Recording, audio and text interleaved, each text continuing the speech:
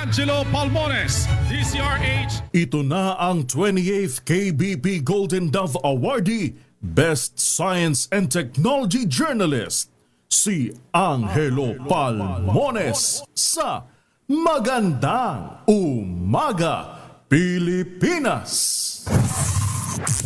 DZRH, Magandang Umaga, Pilipinas, sa DZRH Radio, DZRH TV at DZRH Online. Kasama si Kuya Angelo Palmones. Magandang Umaga, Pilipinas.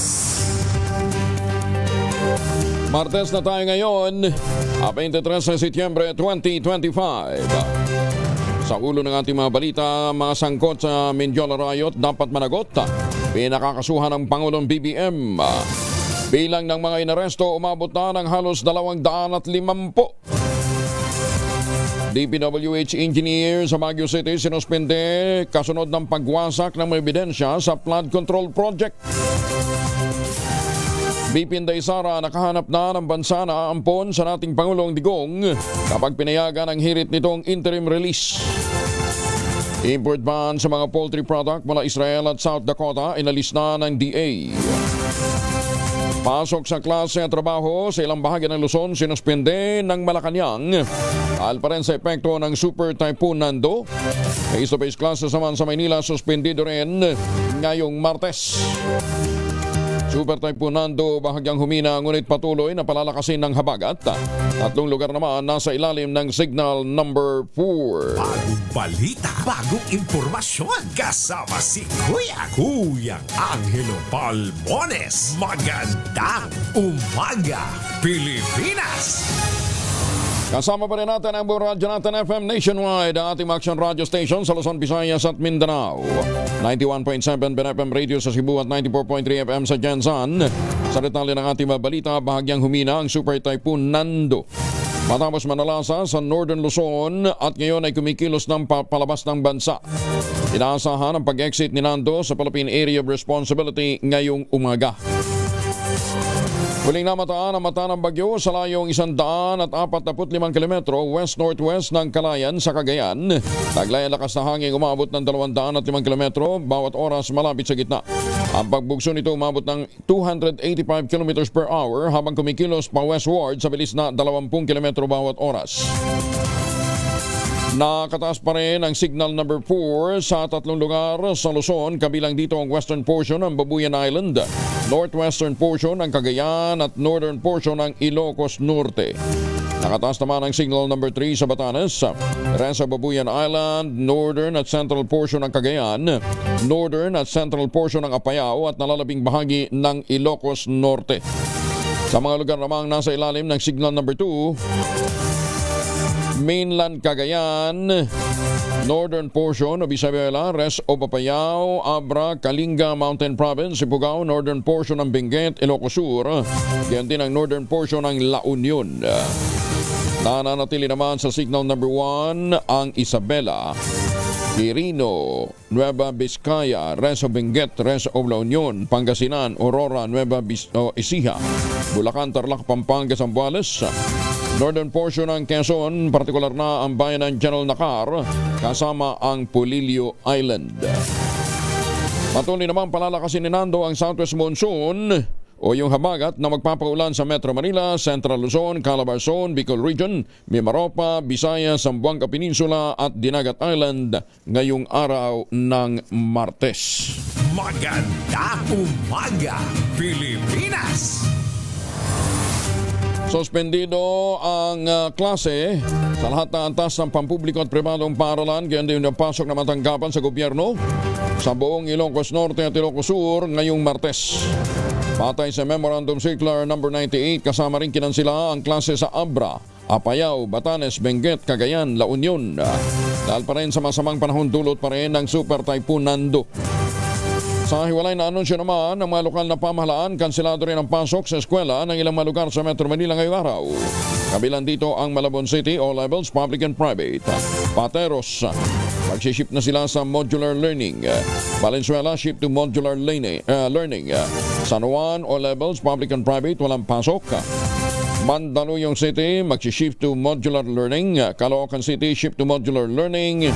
Las Piñas City, all levels, public and private, walang pasok.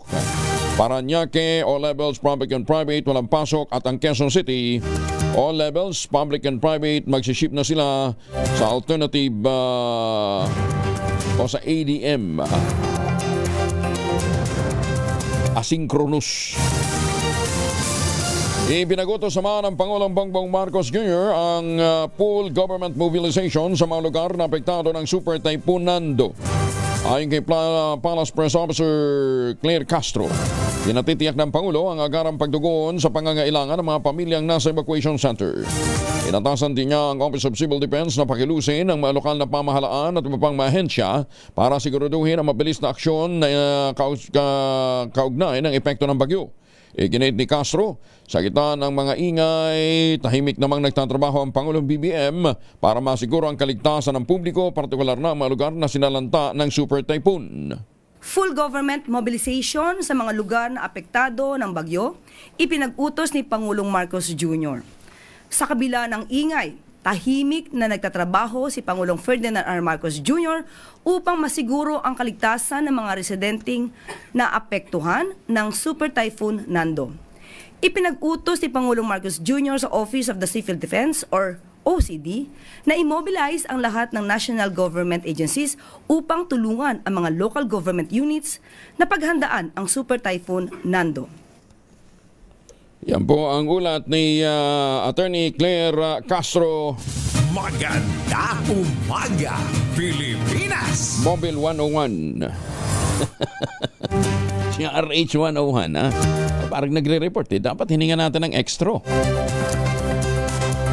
Eto naman ang mga nagkansila ng pasok sa Batangas, Balete, shift to modular learning, Calaca, shift to modular learning, Calatagan, magsishift na rin kayo sa modular learning. Pero wala nang pasok ang buong Cuenca, Laurel. Ang Lemery, shift to modular learning. Lipa, walang pasok. Lubo. Ang Nasugbo, shift to modular learning. San Jose. Ito pa yung mag-shift to modular learning. San Juan, Santo Tomas, Talisay. Ang buong Taysan, wala hong pasok, ha? Abay, magandang umaga ho sa mga taga-Talisay, Batangas. Mayor Sene Mendoza, kumusta na po kayo, ha? Bulacan, wala rin pong pasok. Ang mga sumusunod, Balagtas, Bulacan. Ang Bustos, magsishift to modular learning. Sa mga taga-Kalumpit at mga taga-Giginto, shift to modular learning. Pero ang mga bayan ng Hagonoy, Malolos, Marilao, May Kawayan, wala hong pasok ngayon, public and private. Ubando, Pande, Paumbong, Plaridel at Ampulilan, shift to modular learning. Ang walang pasok naman ay San Ildefonso, San Ildefonso, San Jose del Monte at San Miguel, gayon din ang Santa Maria. Wala din pasok ang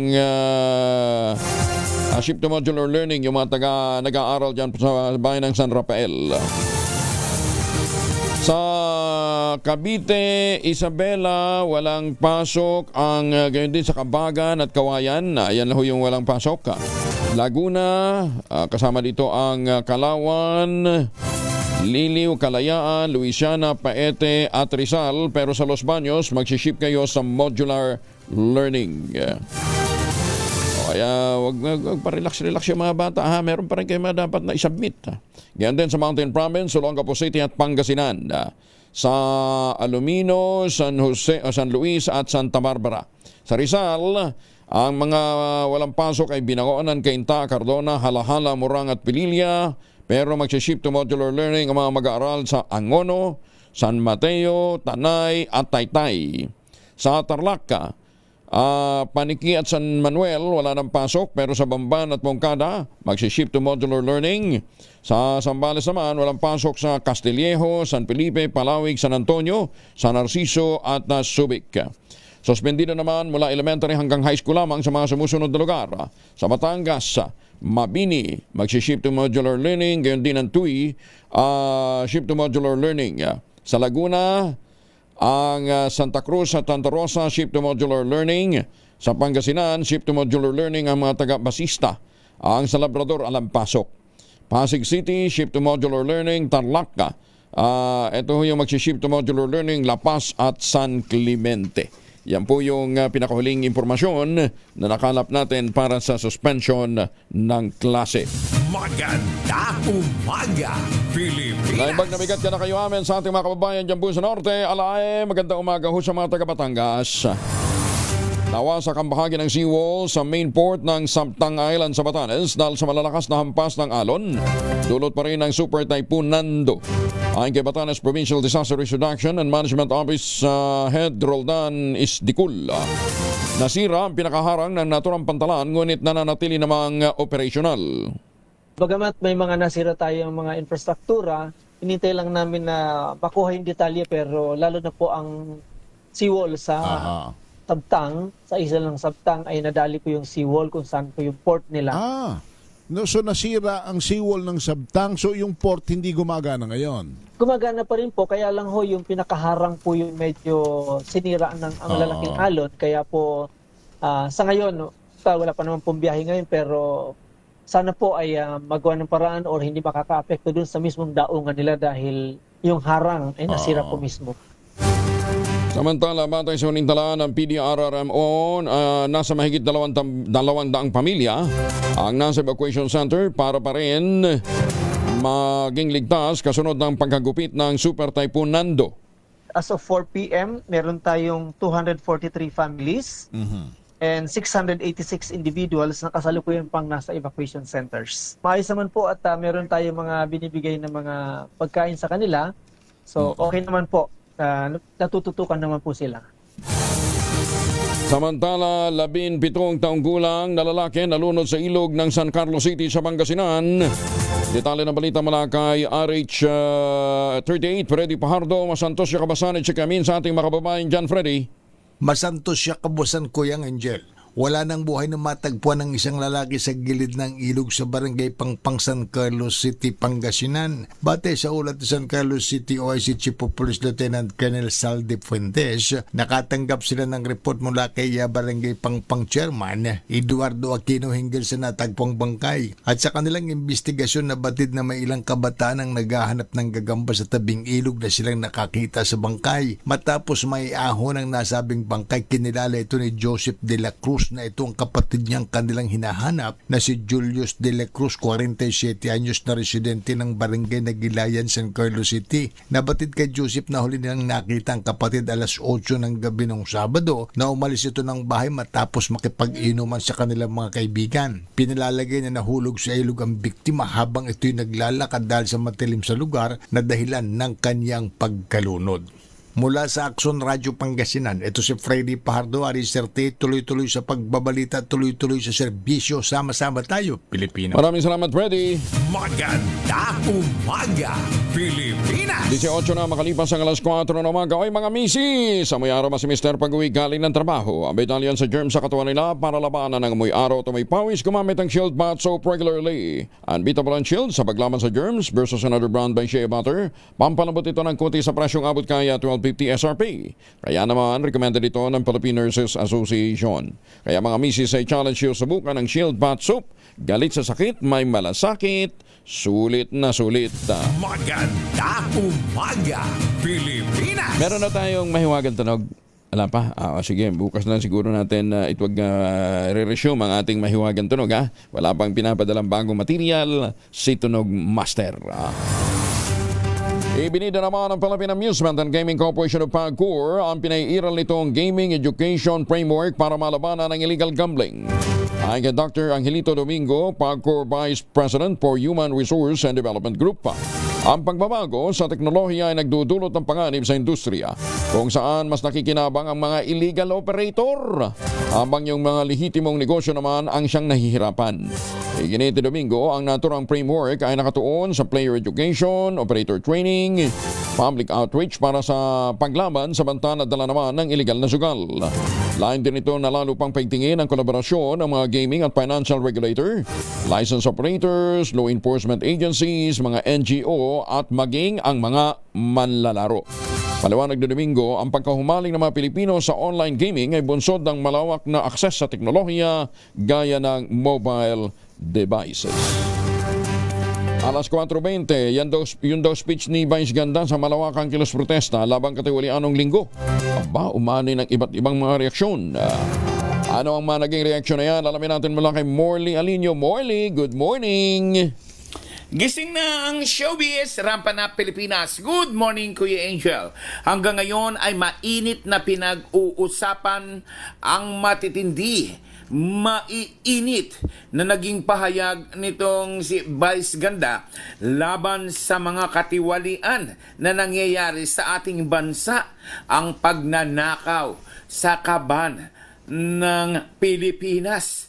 Well, sa totoo lang, marami ang natuwa, pumalakpak at sumaludo kay Vice Ganda, pero may mga ngilan-ngilan din na binabati ko siya. Pero sa larangan naman ng showbiz, marami ang mga artista na talaga namang nagpupuyos ang kanilang galit dahil sa matinding nakawan nangyayari sa Pilipinas. Kung matatandaan, marami ang artista ang nasangkot ang kanilang pangalan at nakasuhan dahil sa hindi pagbabayad ng tamang buwis o nakalimutang magbayad. Pero ang ibinabayad pala nila ay napupunta lang daw sa katiwalian at doon sa mangilan-ngilang mga leader ng ating pahamalan at sa mga ghost project. Well, hindi titigil ang mga artista sa pamumuno nitong si Vice Ganda. Kakalampagin daw nila ang ating pamahalaan, lalo na ang Pangulong Bongbong Marcos, habang walang nakukulong na mga magnanakaw na gumawa ng katiwalian dito sa ating bansa.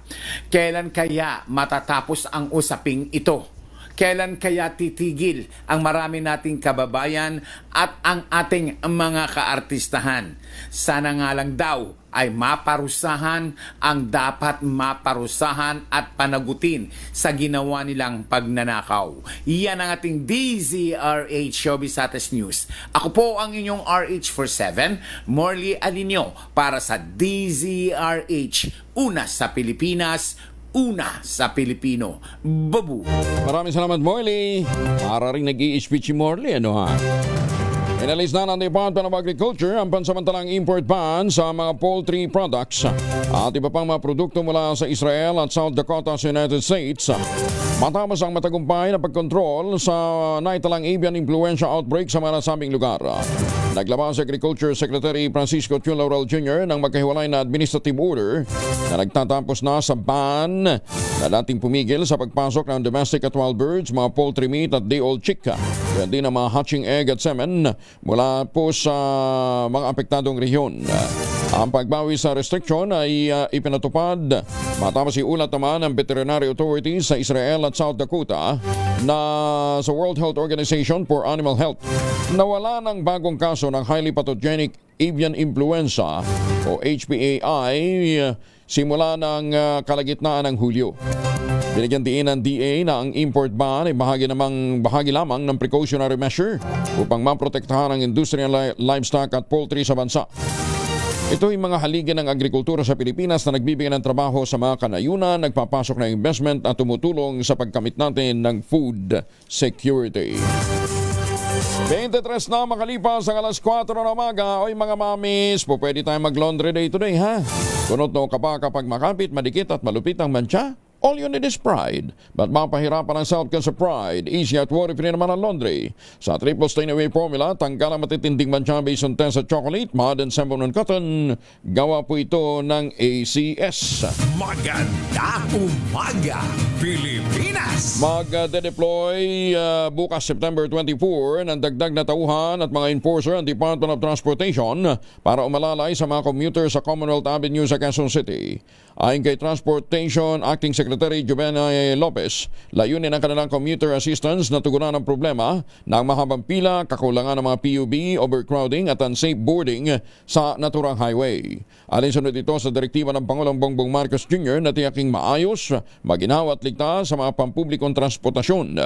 Bukod sa mga commuter assistance, maglalagay din ng MMDA, Quezon City Department of Public Order and Safety ng mga signage, mga wayfinders at mga markers, ganyan din ang mga barriers sa mga loading at unloading areas. Website ng gobyerno na hack sa kasagsagan ng protesta ayon sa DICT. Detalye ng balita mula kay Let Narciso, Arish 14. Let, good morning. Pinasok ng hackers ang 19 na websites ng gobyerno kasabay ng mga kilos protesta noong linggo. Ayon kay DICT Secretary Henry Aguda, 4 dito ay national government agencies na kinabibilangan ng Anti-Red Tape Authority, Bureau of Customs, DICT at ang Department of Economy, Planning and Development, habang ang iba ay local government units. Sabi ni Aguda, wala namang nawalang mga personal na impormasyon at ang ginawa lang sa mga website ay binago ang itsura o logo ng mga ito. Mabilis rin niya itong natugunan at nabawi. Bukod sa defacement, binanggit ng kalihim na naharap din ang government websites sa distributed denial of service attacks kung saan umabot sa halos 1.2 milyon ang breach attempts. Pero napigilan niya ito ng Cyber Investigation and Coordinating Center ng DICT, ng Cybersecurity Bureau, National Computer Emergency Response Team at Law Enforcement. Ito si Let Narciso para sa DZRH. Una sa Pilipinas, una sa Pilipino. Maraming salamat, Let. Sugatan ng 13 katao sa sunog na sumiklam sa isang condominium unit sa barangay Tandangsora, Quezon City, alas 5 ng umaga kahapon. Nasa ikatlong alarmang inabot ng naturang sunog na apula bandang alas 6 na. Agad namang binigyan ng paunang lunas sa mga biktima. Sa ngayon ay wala pang pinalabagtayan ang kabuang halaga ng naging pinsala sa sunog na nabanggit. Nagalok naman ng 200,000 pesos na reward money ang Integrated Bar of the Philippines sa sinumang makapagbibigay ng impormasyon sa lokasyon at pagkakakilanlan ng mga nasa likod ng pagpatay kay Attorney Joshua La Vega Abrina. Si Attorney Abrina ay abogado ng Philippine Ports Authority, pinatay sa harap ng kanyang bahay sa Puerto Princesa, Palawan nang hindi pa nakikilalang mga suspect noong September 17. Ayon sa ABP, layo ng pambuya na makatulong sa agarang pagtukoy, pag-aresto at pag-usig sa mga responsable sa naturang krimen. Kasabay nito sinabi ng IBP, nakikipag-ugnayan na ang kanilang Committee on Security for Legal Profession sa Philippine National Police at iba pang ahensya ng gobyerno para masiguro ang mabilis na investigasyon sa naturang kaso. Balita, bagong impormasyon, kasama si Kuyang Angelo Palmones. Magandang umaga, Pilipinas! Madyos naman, epektibo na ngayong araw ang panibagong taas presyo ng mga produktong petrolyo, ariko, sa magkahiwalay na abiso ng mga kumpanya ng nangis piso ang magiging dagdag singil sa kada litro ng gasolina. Samantala, pareho namang 80 centavos ang taas presyo ng diesel at kerosene. Ito na ika-6 na linggong may pagtaas sa singil ng gasolina habang ika-5 linggo naman sa kerosene at diesel. Epektibo ang naturang price adjustment sa karamihan ng oil companies ngayong alas 6 ng umaga. 579 million pesos na utang ng BARM sa mga suppliers at service providers nabayaran na ng binuong task force. Detalye ng balita mula kay Jun Di Makutak, Aris 19. Assalamualaikum, Brother Jun. Alaikumussalam, Kuyang Angel. Nakahinga na maluwag ang mga suppliers at service providers sa BARM makaraang dumating na ang matagal-tagal din nilang hinihintay na pagkakataon ang mabayaran na sila ng Bangsamoro government. Magugunitang sa unang linggo pa lamang ng pag-upo ni Governor Abdul Rauf Makakwa bilang interim chief minister ng BARM, inulan ng tawag at text message ang kanyang personal cellphone dahil sa mga reklamo mula sa publiko at isa na sa mga inirereklamo ay ang matagal na pagbabayad sa mga service providers tulad ng mga catering at mga supply materials mula sa iba't ibang ministry ng BARM. Agarang binuo ni ICM Makakwa ang Bangsamoro Task Force on Special Concerns o itong BTFSC upang tutukan ang mga unpaid services. Ang magandang balita ay nabayaran na ng Bangsamoro government ang iba't ibang suppliers sa halagang 579 million pesos. Ang task force ay binuo ng punong ministro sa bisa ng Executive Order Number 003 Series of 2025 na siyang batayan sa pagsunod sa financial and accounting rules at para sa mas mabilis na proseso sa mga papeles. Labis na mga pinasasalamatan ng iba't ibang suppliers and service providers si ICM Makakwa sa mga brilliant ideas ng pamumuno nito na umuugnay sa makatao at makadiyos na pamunuan ng Bangsamoro government sa ilalim ng moral governance. Mula sa Mindanao, RH19, Jun Di Makutak, DZRH, una sa Pilipinas, una sa Pilipino. Sokran Jun, maraming salamat. 29 na makalipas ang alas 4 ng umaga, may dalawang formulation ng family alcohol na pwede nating baunin, proteksyon ng pamilya laban po sa mikrobyo. Yung family 70% isopropyl alcohol, especially prepared for clinics, hospital, pharmacies, laboratories, pero okay na okay din po yan sa mga households. Very effective sa disinfection at sterilization. Ganyan ang bagsik ng family, 70% isopropyl alcohol. Maghapon man natin gamitin, no problem, hindi po manunuyo ang ating mga kamay, meron po itong moisturizer. Yun namang mabagong family rubbing compound improved alcohol. Ayan mo yung mabagong isopropyl alcohol na ginagamit po ng mga masahista, mga barbero, mga doktor, mga nurse, mga komadrona for sponge, bathing, and other cleansing purposes. Family rubbing alcohol parang DCRH, buk na sa mahabang panahon, mabibili sa namang butik at convenience stores nationwide. Family rubbing alcohol, hindi lang pampamilya, pang sports pa. Oy, Senator Lito Lapid, kinukumusta ka ng mga blind masseur dyan po sa Davao Airport. Sabi nila, hindi ka na daw napapagawi para magpaserbisyo sa mga blind masseur ng Davao. Senator Tualitz, kumusta ka na? Magandang umaga, Pilipinas! Walang makaliligtas sa hagupit ng batas. Para sa mga naghasik ng karahasan sa disinsanay mapayapang kilos protesta nitong linggo, September 21. Alinsunod sa utos ng Pangulong Bongbong Marcos, pananagutin ang lahat ng mga walang pakundangang nanggulo. Nanira ng mga ari-arian sa paligid ng Ayala Bridge, Menjola hanggang CM Recto Avenue sa Maynila. Ayon kay Palace Press Officer Claire Castro, kaisa ng taong bayan ng Pangulong BBM sa paghahayag ng galit sa laganap na korupsyon sa flood control project. Ngunit madiing kinundina ng Pangulo ang grupong may tuturing na Team Itim sa tahasang pagsasamantala at ginamit ang mga kabataan para manggulo, manakit ng mga pulis at magpasimuno pa ng riot dyan sa may Mindiola.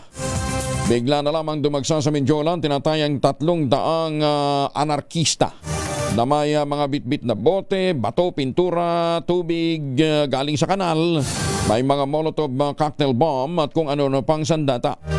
Tinugod ang mga pulis, nanunog ng motor, nagbasag ng glass window, nagnakaw sa ilang establishmento sa kahabaan ng Recto Avenue. Abay, hindi kilos protesta ginawa ng mga loko, riot. Ayon kay Interior and Local Government Secretary Jun Bicramulya, maximum tolerance ang pinagutos ng Pangulong BBM. Ang mga pulis na nag-deploy ay walang dalang armas. Nagsimula lamang silang umabante ng mambatunan ng Molotov cocktail bomb ang hanay ng mga anarkista. Ayon pa kay Secretary Remulla, balak ng mga anarkista ito na sumugod sana ng palasyo at doon magsunog. Inaresto ang 216 na individual kung saan 89 dito ay mga minor de edad. Ang kabataang sangkot ay ito turn over naman sa Department of Social Welfare and Development. Meron namang 75 sugatang pulis. Ngunit tila hindi lamang sa kalye Angulo gusto mangyari ng Team Itim. Ang Black Mass March na pinasimulan sa online ng kilalang hacktivist group na Anonymous PH, kung saan nanawagan ito na magsuot ng itim at magsuot ng maskarang itim at damit sa kilos ng mga grupo nitong linggo. Meron pa daw yatang binabalak na iba pang operasyon ang naturang grupo. Wag ko kayo nagpapaniwala sa mga mokong na yan. Panded lang yan ng kung sinong ungas na gustong maghasik ng karahasan dito ho sa Pilipinas. Magandang umaga, Pilipinas! Tinawag ng mga terorista ng DILG ang mga nanggulo sa isinagawang kilos protesta kontra korupsyon sa Maynila nitong nakalipas na linggo. Ayon kay Interior and Local Government Secretary Jun Bicramulya, posibleng konektado sa local terrorist group ang mga nanggulo sa Mindiola at Ayala Bridge sa Maynila. Ayon kay Remulla, tukuyin na nila ang mga nasa likod ng kaguluhan, ngunit hindi muna nila ito pangalanan habang gumugulong pang investigasyon. Kabilang din sa kasong posibleng kaharapin ng mapapatunayang sangkot sa arson, inciting to sedition at kinukonsidera ang paglamag sa sa Terrorism Act. Una nang sinabi ni Manila Mayor Isko Moreno na biniberipika nilang impormasyon na isang abogado at dating politiko ang nagpondo umano sa mga bogus na mga relista na nanggulo sa Ayala Bridge at Mindiola sa Maynila. Magandang umaga, Pilipinas! Problema nyo, may mga nahuli. Dahil may mga nahuli, tiyak nakakantayan. Isa pa tayo, 6 ang sugatan dahil naman sa landslide sa Marcos Highway sa Tuba, Benguet. Detalye na balita mula kay Romy Gonzalez sa RH41. Romy, naimbag na bigat. Naimbag na bigat, kuya, humantong sa madugong trahedya ang nangyaring landslide sa Sitio Begis, Poblacion Marcos Highway, Tuba, Benguet kahapon, habang kasagsagan ng pagupit ng Super Typhoon Nando. 4 na sasakyan ang nabagsakan ng landslide, kabilang isang Ford Ranger, Toyota Innova, Toyota Grandia at isang tanker truck. Kumitil ito ng buhay ng isang 74 na taong gulang na lalaki mula sa Tarlac na naipit sa loob ng kanyang sasakyan. Idineklara itong dead on arrival ng attending physician sa Baguio General Hospital and Medical Center. Samantala 5 katao, karamihan ay senior citizen mula sa Pasig City, ang nagtamo ng sugat sa paa at katawan. Kabilang dito ang 4 na babae at isang lalaki na isinugod sa Baguio General Hospital and Medical Center at ngayon nagpapagaling. Sakay naman sa isang itim na van ang mag-asawang residente sa Baguio City. Ligtas ang driver at dinala sa SLU Hospital ang kanyang 36 anyos na asawa. Nagtamo naman ang bali sa balikat at iba pang sugat sa katawan ang 40 anyos na driver na tanker truck driver. Sa ngayon ay patuloy ang clearing operation ng mga personnel ng DPWH sa kaba ng Marcos Highway at iba pang mga lansangan na sinalanta ng mga landslide dulot ng bagyong Nando sa nakalipas na ilang oras. Sa ngayon, kuya, ay malakas pa rin ang naranasang ulan at hangin dito sa lungsod ng Baguio, kung kaya pinapayuhan yung mga motorista na kung hindi mahalaga yung kanilang lakad paakit sa Baguio City, ay ipagpalibad muna sapagkat delikado yung mga lansangan, lalo na yung area ng Marcos Highway na kung saan ay nagkaroon ng mudslide at rock slide sa hapon. Ito si RH41 Romy Gonzalez para sa DZRH. Una sa Pilipinas, una sa Pilipino. Romy, wala nang flooded area dyan sa city proper? So far, yung area ng City Camp Lagoon, bago pa man din kasi dumating itong bagyong Nando, na-clear na ito ng mga authorities natin. Ito yung City Engineer's Office, katuwang yung DPWH. Ito yung kasing area na talagang binabaha. Pero yung monitoring kahapon ay wala namang baha na itala doon. Okay, sige. Ang importante, safe kayo at okay naman kayo dyan, ha? Ingat. Ang nais ko lang ipabatid, yung Marcos Highway, yung Cannon Road, at yung nangalistan na Atin Road to paket ng Baguio, medyo hindi muna ligtas sa ating mga motorista kung kaya pinapayungan na wag munang bumyahe sa araw na ito, kuya. Nako, paano yung gulay nga pala na nanggagaling dyan, ano ha? Oo nga maraming stranded na gulay. Kahapon, in fact, ilan yung mga sasakyan na umaakyat na dito nang malaman na may nagkaroon ng mga landslide. Yung sa Cannon Road sa Camp 3, doon naman sa Marcos Highway, 2 landslide dyan. Yung Nangalisan Road, packet ng Baguio, meron din landslide kahapon. Tanging yung Nagilian Road lamang, yung pwedeng daanan ng mas ligtas sapagkat wala naman nangyaring landslide, Kuya Angel. Sige. Anyway, konting adjustment lang naman siguro magiging resulta niyan o epekto niyan sa presyuhan ng gulay. Romy, Joseph Gina, maraming salamat. Sa mo na latest na update sa Baguio City, to si RH41 Romy Gonzalez para sa DZRH. Una sa Pilipinas, una sa Pilipino. Maganda umaga, Pilipinas! Maganda umaga sa mga taga-Kalumpit, Bulacan. Evan lang dyan sa Las Vegas, Nevada. Good morning po sa inyo, ma'am. At kumusta na ho kayo? At sa lahat ng mga suki natin dyan sa New York, sa New Jersey, sa iba't ibang panig ng Estados Unidos, maganda umaga. Siyempre, batiin na rin natin ang mga Pilipinong nanggagaling po dyan sa Middle East. Pauwi ng Pilipinas. Maganda umaga sa mga taga-Macau, sa mga Pilipino dyan po sa Hong Kong, sa Taipei, Taiwan. Good morning. At syempre sa mga kababayan natin nandiyan sa Malaysia, sa Middle East, sa Thailand, good morning. Pagpauwi kayo ng Pilipinas, huwag nang magpasalubong na imported at tsokolate. Meron tayong tangerine chocolate na mas masarap pa sa imported. Produkto ito ng mga magniniyog ng mga magsasaka dyan po sa lalawigan ng Quezon. Sa tulong po ni Dr. Helen Tan, yung po mga planting material ng kakao galing Davao, hinakot po yan. Itinanim sa ilalim po ng mga nyugan, kaya ngayon nagpo-produce na ho sila ng dekalidad na cacao beans. Pinaprocess yan para maging tangerine chocolate. Ang tangerine chocolate po ay available sa 0919-095-5935. Meron pong mahigit 10 variants ng tangerine chocolate ng mga raw material galing din po sa ani ng mga magsasaka. I-check po ninyo sa tangerinechocolate.ph. Ang sabi nga po ni Dr. Helen Tan, sino bang magmamalasakit kasi sa mga Pilipino kundi ang kapwa Pilipino? Kaya sa bawat tangkilik natin ng tangerine chocolate, pinalalakas natin ang loob ng ating mga magsasaka, pinalalakas natin ang ating lokal na ekonomiya. Tangerine chocolate 100% gawang lokal, but taste and looks global. Tinulungan ito ng DTI at DOST. Maganda umaga, Pilipinas! Paibutang sa mating paminaw natin sa Sugbo, maingaga sa mga kuturan tala sa Negros. Oy, sa mga taga North Cotabato, kumusta na kayo Governor Lala? How are you today? Maganda umaga, Pilipinas! Aba, proyektong kalsada ng DPWH sa Barangay San Jose, Mondragon, Northern Samar, inireklamo matapos iwanan na ito at pabayaan na lamang ng kontraktor. Galit na galit si Jane Galit Bantayan, RH34. Jane Galit, good morning.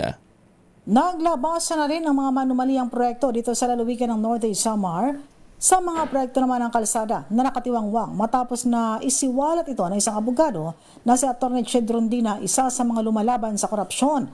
Na-post niya ito sa social media, isa sa isiniwalat ang nakatiwangwang na kalsada ng Barangay San Jose, Mondragon, Northern Samar. Napag-alaman na kaawa-awa ang mga dumadaan sa lugar, lalo na ang mga estudyante, at isa lamang ito sa road project sa probinsya na pinabayaan. Ayon naman sa Mayor ng Mondragon, Northern Samar, Mayor Mario Madera, ang kalsada ay inventaryo bilang national road at funded ng DPWH. Ayon pa kay Mayor, sa kanyang post sa Facebook, ito ay pinunduhan at ang 2016 pang implementasyon ito.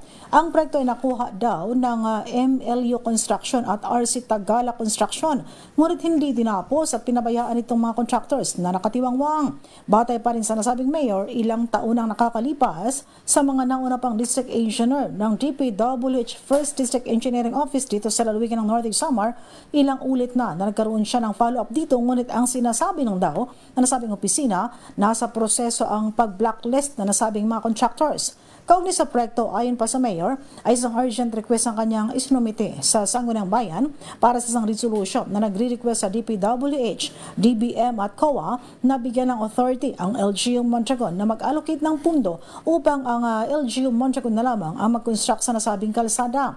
Isinumite ang resolution sa National Office ng DBM at DPWH nito lang August 4 ngayong taon at COA Region 8 Office noong August 20 ngayong taon. Samantala, sa post naman ng provincial government sa Northern Samar sa ginanap na Provincial Development Council meeting noong September 11 ngayong taon ay inuprabahan ng Provincial Development Council o PDC ang 10 million funds sa nasabing kalsada mula sa Barangay Di Maria to Barangay San Jose na nasabing bayan.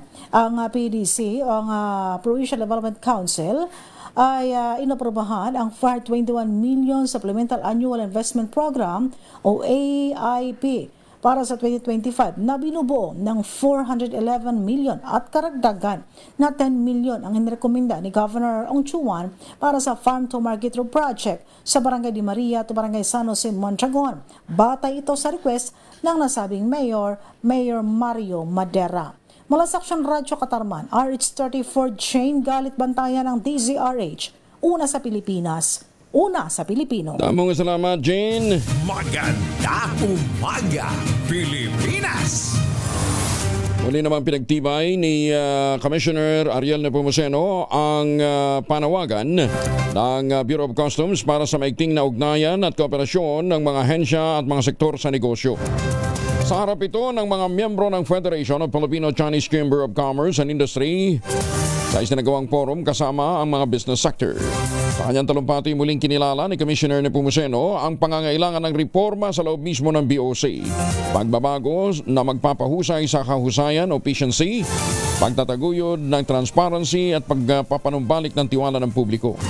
Binanggit din ni Commissioner Pumuseno ang kahalagahan ng suporta ng mga negosyante sa mga inisyatiba ng kawanihan, lalo na ang pagsusulong ng full digitalization ng mga proseso ng ahensya. Nagpasalamat naman si Victor Lim, ang presidente ng Federation of Filipino-Chinese Chamber, sa nasabing pagkakataon upang makaharap ng personal ang bagong pamunuan ng BOC at ang pagiging bukas ng ahensya sa dialogo at pagtutulungan. Sa iba pang mga balita, 200 estudyante nagsagawa ng peace rally kontra katiwalian sa lungsod ng Balanga. Detalye ng balita mula kay Danny Kumilang, Aris 37. Danny, good morning. Naging mapayapa ang naganap na rally ng mga estudyante sa harap ng Balanga Katedral, kung saan kanilang ipinahayag ang saloobin laban sa talamak na korupsyon sa gobyerno.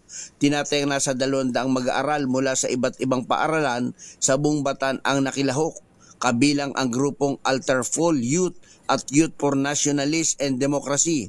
Bilang simbolo ng pagkakaisa at galit ng taong bayan sa pagnanakaw sa kaban ng bayan, bawat isang estudyante na naroon ay naglagay sila ng puting ribon sa bakod ng Balanga Katedral. Ipinahayag ng mga estudyante na sila ay kabilang din sa naapektuhan ng korupsyon, lalo na't marami ang nakakaranas na kakulangan sa paaralan at mataas na bayarin, dahilan upang hindi makapagpatuloy ng pag-aaral ang ilan. Samantalang pinuri naman ni Bataan Police Director Kenner Marte Salvadora ang lahat ng mga nakiisang estudyante kahapon. Aniya, mababait at disiplinado ang mga lumahok na kabataan sa Bataan at malinaw na layunin lamang ng mga ito ang maiparating ang kanilang sentimiento laban sa katiwalaan sa gobyerno. Binigyan din ni Colonel Salvadora na hindi kalaban ang pulisya. Pulis kami, hindi ninyo kami kalaban. Aniya, hangad lang ng PNP ang matiwasay at papayapang kilos protesta, ngunit paalala rin niya na dapat ay kumukuha ng kaukulang permit ang mga nagsasagawa ng rally. Danny Kumilang, RS37, DCRH, una sa Pilipinas, una sa Pilipino. Maraming salamat, Danny. May pahabang kayungan sa ating mga kababayan dyan po naman sa Pampanga. Maganda umaga, Pilipinas! 46 na makalipas ang alas 4 na umaga, oras na para tayo po naman ay mag-ultabayo. Ano nga bang ultabayo? Ito po'y postbiotic with Lactococcus lactis strain plasma. Dumaan po ito sa mahabang clinical trial sa Japan, hindi testimonial, hindi kwentong kutsero, kundi human clinical trial. Ang bawat kapsula ng ultabayo ay nagtataglay ng 50 billion cells ng Lactococcus lactis strain plasma. Kaya po naman, napaka-potent po nito na pagpasok sa ating sistema, ina-activate po nito yung PDC, yung plasmacytoid dendritic cell. At yan po ang nagtataboy ng mga toksin sa ating katawan habang tayo po ay natutulog. Nakatutulong din po ang ultabayo para ma-achieve natin ang magandang tulog, mahimbing na tulog. Pag magandang tulog, meron tayong panibagong rejuvenated strength panglaban sa puyat, pagod at stress. Ilan lamang yan sa mga benepisyo po ng ultabayo. Ano ha? Kung may mga concerns pa ho kayo, mag-text lamang sa 0931-033-2871. Meron ho tayong mga medical experts na nakastambay dyan. Ha? Ang ultabayo ay rehistrado sa Food and Drug Administration, halal certified. Available yan sa Southstar Drug, Mercury Drug, HB1 Plus Pharmacy, Joann's Pharmacy, Amesco Drug at Curamed. Pero ito ang ating mahalagang paalala ha. Magandang balita, good news. Kapag bumili ka ng isang box ng Ultabayo Postbiotic, yung 30 capsules sa 5 Mercury Drug Store sa buong bansa, makakakuha ka ng free 100 pesos Mercury Drug gift certificate. Promo runs from August 1, 2025 to July 31, 2026. Per DOH FDA CFRR permit number 0981-0/2025. Mahalagang paalala, ang Ultabayo hindi gamot at hindi dapat gamitin panggamot sa anumang uri ng sakit. Bagong balita, bagong impormasyon. Kasama si Kuya Angelo Palmones. Magandang umaga, Pilipinas! 48 na makalipas ang alas 4 umaga, umabot na nga sa mahigit 200 individual ang naaresto ng mga polis sa isinagawang trillion peso march noong linggo laban sa korupsyon. Sa ulat ng Philippine Star, may kabuang 244 katao, kabilang ang 103 minor de edad na dinakip pa matapos masangkot sa nangyaring kaguluhan. Kinumpirma naman ni Police Major Hazel Asilo, ang spokesperson ng National Capital Regional Police Office, may isang nasawi dahil sa pananaksak. Pero bine-verify pa nila kung may kaugnayan ito sa isinagawang rally. Meron din na niyang isang nagtamo ng tama ng baril at kasalukuyang wala pang malay habang nasa ospital. Bukod dito, kinumpirma rin ni Major Asilo na isang hip-hop rapper ang natukoy bilang posibleng nagpasimuno ng karahasan sa kilos protesta. Iniimbestigahan na rin na niya ng otoridad kung merong nagkumpas dito para impluwensyahan ang mga kabataan na manggulo sa naturang rally. Pagtiyak naman ni Asilio, maraming anggulo silang tinitingnan upang matukoy kung may utak talaga sa nangyaring kaguluhan sa trilyon peso match. Samantala, hindi naman ibinaba ang alerto sa Malacanang bilang sentro ng kapangyarihan sa bansa. Ito ang tiniyak ni Interior and Local Government Secretary John Vic Rimulya kasunod ng insidente ng karahasan sa kilos protesta noong linggo. Ayon kay Rimulya, dinagdagan pa nga ang seguridad sa mga lansangan patungong Malacanang makarang makatanggap ng intelligence report na lulusubin umano ang palasyo. Bagamat mahirapan na niya sino mang magtangkang sugurin ang Malacanang, hindi maaaring baliwalain ang ganitong mga banta. Always maintains one threat level. It is never downgraded. As long as the president, being the seat of power of the country, the threat level is just one. Tiniyag naman ni National Capital Regional Police Office spokesperson Hazel Tolentino Asilo na nasa mabuting kalagayan ang viral na release ng binansagang fishball warrior. Ito si Alvin Caringal na sa tunay na pangalan. Ayon kay Asilo, pinapainom naman nila ng gamot si Alvin matapos nadamputin ng mga pulis sa gitna ng kilos protesta sa Luneta noong linggo. Kasunod dito ng pag-aalala ni Mean Caringal, ina ni Alvin, sa kanyang anak na isang PWD matapos lumahok sa rally laban sa korupsyon. Binansagang fishball warrior si Alvin dahil sa viral video nito ng panawagang ibaba ang presyo ng fishball at kikiam, iba pang mga street food sa kasagsagan ng kilos protesta. Tumakbo din pala itong mayor dati ng lungsod ng Maynila. Oo. Kung wala naman siguro ng dahilan para pigilan pa ito, baka po pwede na palayain. Magandang umaga, Pilipinas! Ibinunyag naman ni Mayor Isko Moreno na pinondohan ng dating politiko at isang abogado ang nangyaring kaguluhan ng kilos protesta sa Maynila noong linggo. Ayon kay Yorme, iniimbestigahan na kung totoo ang natanggap nilang report na manoy binayaran ang mga nanggulo sa ginawang rally kontra katiwalian. Bagamat hindi pa pinapangalanan, sinabi ni Yorme na dating politiko ng Maynila at isang abogado na miyembro ng partido ang kanilang suspect. Tiniyak din ng alkalde na ilalabas nilang pangalan ng mga naturang personalidad oras na makumpirma ang naturang impormasyon. Iniimbestigahan pa namin siya. Pero kilala niyo yun. Malalaman din natin kung totoo. Ilalathala natin. But for the meantime, dalawa yung pinagdududaan natin. Dating politiko ng Maynila, hindi naman masyadong mataas yung posisyon. At isang abogado. Miyembro ng partido. Nanawagan ng Malacanang sa mga kaukulang ahensya na imbestigahan din ang naging pahayag ni dating Ilocos Sur Governor Chambit Singson sa mga kabataan kaugnay ng garapalang katiwalian sa pamahalaan. Ayon kay Palace Press Officer kay Castro, dapat busisiin ang panghihikayat na Singson sa mga estudyante, kabilang ang mga menor de edad na lumiban sa klase para mag-alsa laban sa gobyerno. Mismong si Singson din na niya nagsabi na dapat hayaan na lamang ng mga magulang ang kanilang mga anak na tumindig para makiisa sa revolusyong gagawin kontra korupsyon. Ginit ni Castro, dapat pag-aralan ng DILG, ng Department of Justice, ng Philippine National Police kung maaaring kasuhan ng inciting to sedition ang dating gobernador. Rally nitong linggo. So tayo na po ang makikiusap sa pamunuan po, especially kay Secretary John Vic Rimulya, kay Acting PNP Chief General Natartes Jr. and of course sa DOJ na busisiin mismo ang mga sinabi ni Mr. Chambit Singson. Dahil doon, inakit niya ang mga kabataan, especially high school students, college students, at karamihan dito malamang ay mga minor de edad, upang malaman nila at iniyahan ito na huwag pumasok sa eskwelahan. At habang hindi bumababa ang mga taong gusto nilang pababain. Maaring na-impluwensyahan lamang ng isang hip-hop personality o rapper ang mga tinatawag na gangster na nanakit at nanira ng mga ari-arian sa gitna ng malawakang kilos protesta sa Maynila. Ito naman ang sinabi ni Manila Police District Spokesperson Police Major Philip Ines matapos ang naging pag-amin ng ilang naarestong minor de edad na manoy nahikayat lamang sila sa pagdalo sa rally online. Sa ngayon ay nagsanib puwersa ng MPD at PNP Anti-Cybercrime Group para suriin kung totoong may nangyaring hakutan online para higmukin ang mga kabataan na manggulo sa kilos protesta kontra katiwalian. Tingnan po natin yun at humingi na rin po tayo ng tulong sa ating anti-cybercrime para ma-check po natin. Kasi sinasabi nila po, nagkaroon po ng pagkikayat sa kanila online. Ang sa atin po, magkakaroon po tayo ng pag-iimbestiga at hindi po tayo papayag na hindi natin mapapanagot ang talaga may hayaga po paglabag sa batas.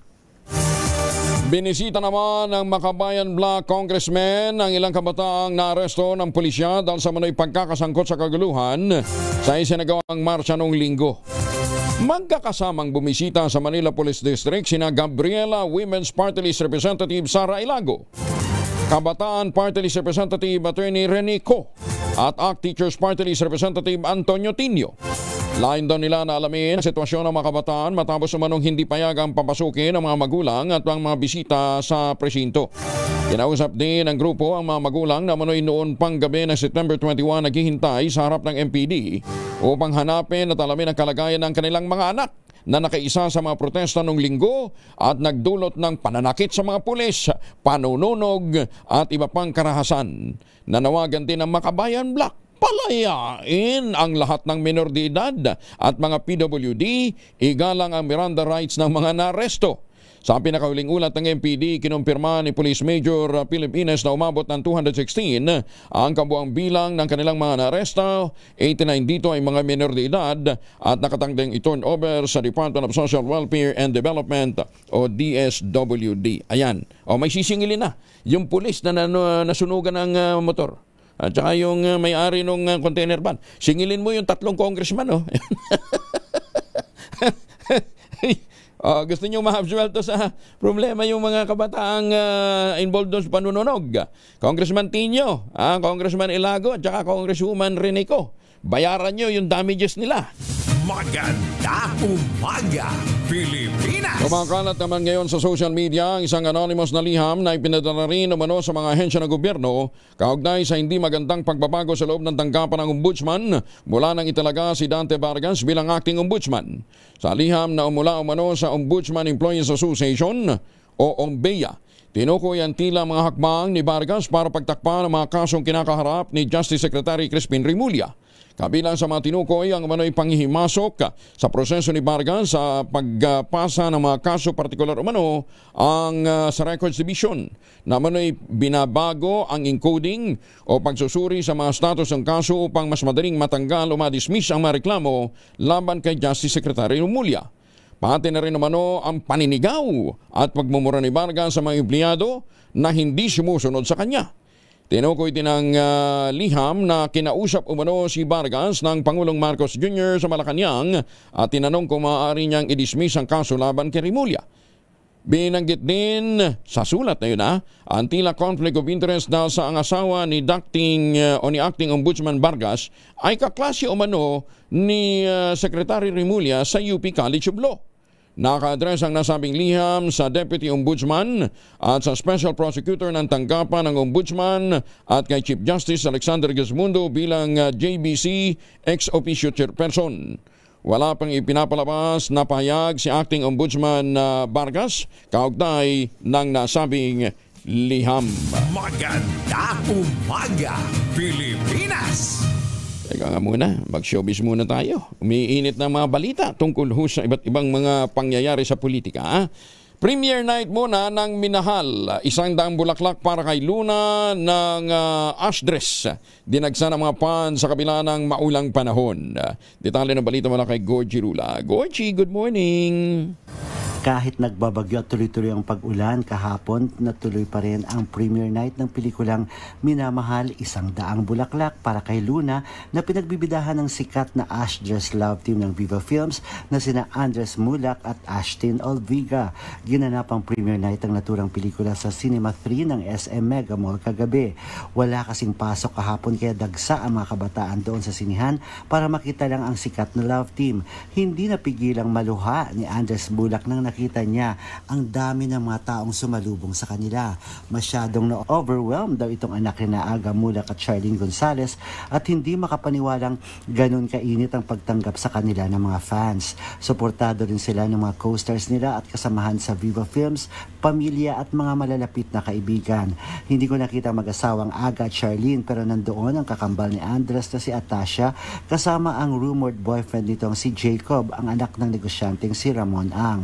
First movie nila itong Minamahal ni ng Ashdress kaya dito mapapatunayan kung kaya ba nilang magpahit ng pelikula.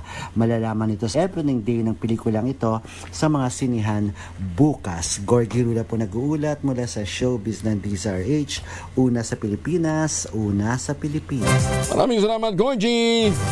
Engineer Henry Alcantara, missing link para matukoy ang mga proponent as much mataas na mga opisyal na nakinabang sa flood control project. Detalye ng balita mula naman kay Raymond Adpaz, Aris 28. Raymond, good morning. Naniniwala si Senador J.B. Ejercito na si dating Bulacan 1st Engineering District Engineer Henry Alcantara ang missing link upang matukoy kung sino-sino ang mga mas matataas na opisyal ng DPWH at politikong proponente na nakinabang sa mga substandard o kaya ay ghost flood control project. Sabi ni Ejercito, kitang-kita sa mga kilos ni Alcantara sa mga pagdinig, kalimitan ay wala siyang alam at kung hindi naman ay inaamin niya na lang ang pagkukulang dahil kanyang pinirmahan na natapos na ang mga proyekto. Tingin ng senador ay compartmentalize ang operasyon ng grupo. Sina Bryce Hernandez at JP Mendoza ang implementor ng mga ghost flood control projects, habang si Alcantara ay siya ang connect sa mga mas matataas na opisyal ng DPWH at mga mambabatas kung meron man bilang mga proponente. Narito si Senador J.B. Ejercito. Just like in any syndicate, no, sa mga sindikato, compartmentalize yan, yung knowledge, no. Alam mo, sila Bryce Hernandez, sila JP Mendoza, sila yung implementation side, di ba? Construction, kaya nagka-ghost project. Ito namang si Henry, I think, siya yung link sa mga higher officials, probably higher officials sa DPWH, yung mga proponents, kung may mga legislators man, mukhang siya yung link, no? Pero tingin ko siya yung kausap ng higher officials ng DPWH. Ito si RH28 Raymond Adpaz para sa DZRH, una sa Pilipinas, una sa Pilipino. Maraming salamat, Raymond. Lalaki patay matapos ng barilin ng pulis sa bayan ng Tunga sa Leyte. Detalye ng balita mula kay Jimmy Angay-Angay, RH32, maupay nga agad, Jimmy. Isang lalaki patay matapos barilin ng pulis sa bayan ng Tunga, Leyte. Kinilala ng PNP ang biktima si Elias Junar, 56 anyos magsasaka, residente ng barangay Paragom, Carigara, Leyte. Ang suspect na kilala na si Police Officer Nonoy, 53 anyos, PNP member, residente ng barangay Abango, Barogo, Leyte. Nangyari sa dente alas 9:35 ng gabi sa barangay Baliri, Tunga, Leyte. Sa investigasyon ng PNP ang biktima at suspect na inuman sa bahay ng ante ng suspect. Sa kasagsagan ng inuman, namugot ang biktima ng patalim at sinaksak ang suspect na pulis. Nakailag ito at nag-warning shot. Subalit patuloy pag-atake ng biktima kaya napilitan ang suspect na pulis na bumunot ng baril at binaril ang biktima, tinamaan sa liig. Itinakbo ito sa Carigara District Hospital para malapatan ang kukulang lunas. Subalit idiniklara na dead on arrival ang ating physician. Naresto naman ang suspect at nakumpiska ang kalibre 9mm na baril at 2 basiyo ng 9mm na baril. Mula dito sa DYVL Action Radio Tacloban, ito si R32 Jimmy Angay-Angay para sa DZRH. Una sa Pilipinas, una sa Pilipino. Dagan salamat, Jimmy. Mahigit naman sa 500 flights na ang inaasahang makakansela ngayon ayon sa Hong Kong-based airline company na Cathay Pacific dahil sa paparating na Super Typhoon Ragasa. Yun po yung may international name ng bagyong Nando, no? Na inaasahang tatama sa lungsod at katimugang bahagi ng China. Sa anunsyo ng Cathay Pacific, simula alas 6 ng gabi ngayong September 23, ititigil muna ang lahat ng flight sa mga paparating at paalis sa Hong Kong International Airport at muling magbabalik ang operasyon sa Huwebes na. Sa pinakauling ulat, may lakas na hangin umabot ng 215 km per hour at pagbugsong umabot ng 265 km per hour ang nasabing bagyo habang kumikilos patungong Luzon Strait at papalapit na ng Hong Kong. Ay naman sa Hong Kong Observatory, maaaring makaranas ang lungsod ng gale of storm force winds ngayong araw. Maganda umaga, Pilipinas! 4 na minuto na makalimas ang alas 5 na umaga.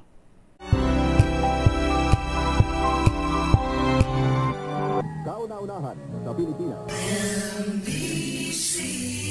Manila Broadcasting Company. DZRH, a proud member of MBC Media Group.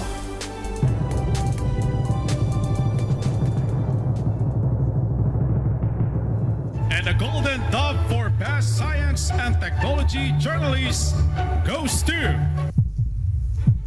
Angelo Palmones, DZRH. Ito na ang 28th KBP Golden Dove Awardee, Best Science and Technology Journalist, si Angelo Palmones sa Magandang Umaga, Pilipinas. DZRH, Magandang Umaga, Pilipinas. Sa DZRH Radio, DZRH TV at DZRH Online. Kasama si Kuya Angelo Palmones. Magandang Umaga, Pilipinas. Martes tayo ngayon baka nakakalimutan ho ninyo 23 na ng Setyembre 2025. Kataksilan sa bayan ng korupsyon at mga abuso sa posisyon para makalamang at magnakaw. Ito naman ang giniit ng UP Vanguard Incorporated sa harap ng karapalang katiwalian sa bansa kaugnay ng flood control projects. Ayon sa UP Vanguard, maraming Pilipino ang walang trabaho, ginugutom, naghihikahos, nagkakasakit o di kayo namamatay nang walang sapat na kalinga at serbisyo mula sa pamahalaan. Habang ang mga magnanakaw ang mga korap, nagpapakasasa, malaya at hindi napapanagot sa batas. Panawagan ng grupo ibunyag ang matiwaling opisyal at tuldukan ang katiwalian hindi lamang sa DPWH kundi sa lahat ng mga ahensya ng pamahalaan, mga lokal na pamahalaan at iba pang sektor. Naniniwala ang UP Vanguard na kaya ng sambayan ng Pilipino na muling magpakabayani. Sugpuin ang korupsyon na niya'y kanser ng lipunan. Kasama natin ngayon si Attorney Domingo Igon Cayosa, dating Pangulo po ng Integrated Bar of the Philippines. Attorney, magandang umaga po. Good morning, Angelo, at magandang umaga po sa nakikinig sa inyo. Alumni din ho pala kayo ng alumnus ho pala kayo ng UP Vanguard? Oo, advanced ROTC ho tayo, cadet officers sa UP. Nakatapos ng advanced ROTC at nag-train pa kami sa Scout Ranger Orientation Course. Wow! Kami, reserve kami, officers kami ng AF. Oo. Anong rango ho ninyong nasa ROTC ho kayo? Nasa Vanguard kayo? Colonel ho, master ko ng Colonel. I was the Corps Jeep Operations and Intelligence Officer ng UP ROTC Corps of Cadets. Ayun. At pagkatapos, from graduation sa... Anong kinuha niyong kurso din? Economics. Economics. Economics din ho pala kayo. Tsaka kayo nag-proceed ng law. Hindi. Nag-MBA ho muna ako. Nag-MBA. Program sa UP noon. MBA and then law. Okay. Malalim yung panawagan ho ng Vanguard, Attorney Igon, Pero mukhang talagang napapanahon na magkaroon ng ganitong kamulatan ang ating mga kababayan. Kaya lang, wag naman sanang sakyan nga ng ibang sektor. Pero kung kayo bang tatanungin, pabor ba kayong i-turn over na ng Senado at ng Kongreso ang investigasyon dun sa ICI, sa Independent Commission? Personally, ang ganda na ituloy pa rin ng Senado yung kanilang pandinig. Sapagkat mahalaga din para sa Senado na matukoy nila kasi kinakailangan natin ang aksyon ng hindi lang ng Senado, kundi ng Kongreso para makabuo ng mga batas o kaya ipasa na yung mga matagal na rin nakabinbin na batas sa kanila. Para sa ganoon, mahadlangan ang korupsyon. Hindi lang ho yung punish na korupsyon.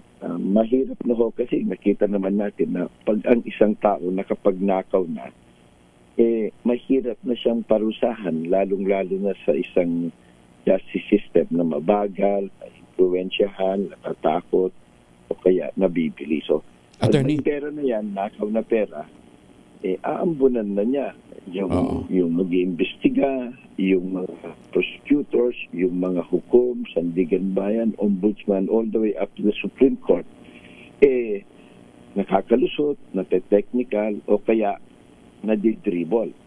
Kahit ma-declare guilty, nadidribble at halos walang naibabalik na pera sa kabanang bayan. Attorney, hindi na ito bago hindi, di ba? Kaya nga may napatalsik na gobyerno dati dahil nga sa matinding corruption, Tapos recent memory natin, di ba? Yung PDAP scam. Ang involved doon, mga politiko din ho naman, di ba? Yun nga, kaya nga importante yung panawagan. Pero ka-importante din yung mga proactive measures na para mapahirapan. Yun nga, pag may pera na yan, ngayon, big time ang mga nakawan nila. Kayang-kaya nila. Naku, naputol. Paki-establish mo nga yung linya ni Attorney Igon. Kasi susunod ko sanang maitanong sa kanya, pwede bang may mga kasi di ba yung Presidential Commission and PCGG, Presidential Commission on Graft and Corruption, PCGG, Presidential Commission on Good Government, di ba? Hinabol yung mga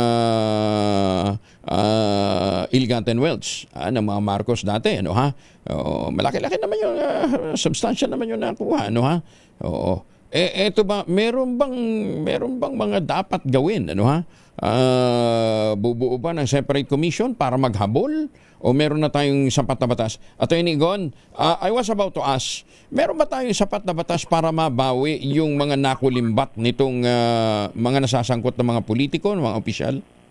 Is there a way? Well, meron naman sapagkat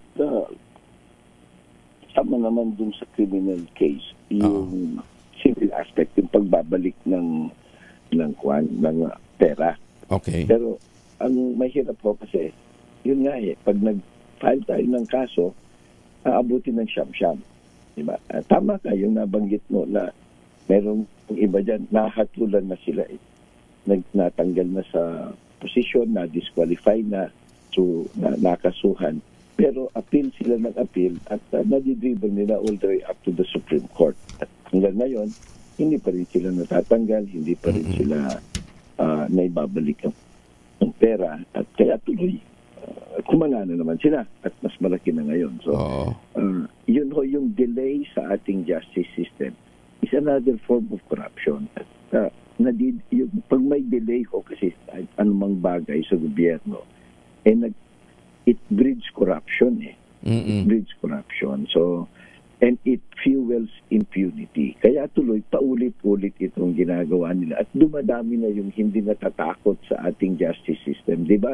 Ang palaging sinasabi nila, pag nahukuli natin sila, nabubunyag, na-expose, sabihin nila, ang lakas ng loob, ihabla mo ako. Kasi alam nila, kaya nilang impluwensyahin, takutin o kaya bilhin yung ating justice system. Yan nga, yung isang mga problema dun diba? Tapos may inordinate delay can cause dismissal of their cases. Sila nagbabayad ng parking fee. Correct. Yan. Alam yan ng mga namumuno ng justice system, yung parking fee. Meron pang ang isa na. Nung bago pa lang, sinabi niya, may parking fee talaga. Pero bakit hindi natatanggal? Kasi nga, nakikinabang silang lahat. So, we have magbalaliho kasi sabihin, pag nasa rally, ikulong, kasuhan. Pero dapat din, maimulat natin ang kanilang mata. Kahit ipakulong mo yan, kahit kasuhan mo, kung corrupted na rin yung ating justice system, di wala rin mangyayari sa atin. So it should be beyond yung ganyan. Yung bang dapat din, may pressure din sa justice system, sa judiciary. Hindi ko nila sinusunod yung deadline na nasa konstitusyon yan. Nasa konstitusyon ng deadline. Ang Supreme Court, 2 years maximum after tapos na lahat ng kaso. Napakahaba na nga yan, pero hindi pa rin nila ginagawa o hindi pa rin nila nagagawa. Ang daming kaso sa kanila na hindi natatapos within 2 years from all the pleadings. Attorney Egon, last point na lang. Nasa kontrobersya din ngayon si dating Governor Chavit, yung paghimok niya sa mga kabataan na lumahok sa kilos protesta o sa revolusyon laban sa gobyerno para malabanan ang katiwalian. Pasok ba yun sa sedition? Hello? Pasok ba sa sedition yung pahayag na yun ni Gov Chavit? Mukhang maingat siya kasi wala siyang sinabi na magka-clash. Labanan. Yung mga revolusyon, mga ganyan. Hindi ko kasi there must be a public uprising against the government. Hindi niya sinasabi yun. Wala po. Ang tinitingnan siguro nila ngayon ng anti-terrorism law kung mailink siya dun sa mga ginawa niya sa mga kumilos ng dahas. Pero yung sa devised penal code, medyo kulang yung tinatawag na elements of the crime. Okay. Attorney Egon, maraming salamat for joining us. Magandang umaga po. Thank you. Maraming salamat. Magandang umaga. Ingat po kayo. At kumusta ho sa mga vanguards, ha? Maraming salamat. Si Attorney Egon Cayosa, dating Pangulo po ng Integrated Bar of the Philippines. Samantala, alamin natin na magiging lagi ng panahon. Wala naman kay Dan Villamil mula sa Pag-asa. Dan, good morning. Yes po, good morning po Sir Angel at sa ating mga taga-subaybay. So, huling namataan yung sentro ng mata ni Bagyong Nando kanina alas 4 ng umaga sa line 265 kilometers kanluran ng Calayan, Cagayan. Actually, as we speak, kanina alas 5 ng umaga ay lumabas lang ito. Nakalabas na ito ng ating Philippine Area of Responsibility. May taglay ito na lakas ng hangin na malapit sa gitna na umaabot ng 185 kilometers per hour. Pagbugso na umaabot ng 230 kilometers per hour. Yung movement naman nito ay westward or pakanluran sa bilis na 20 kilometers per hour. As of 5 a.m., may nakataas tayong tropical cyclone wind signal number 3 sa may Ilocos Norte, northwestern portion ng Apayao, at itong northwestern portion ng Mainland Cagayan, kabilang ang western portion ng Babuyan Islands.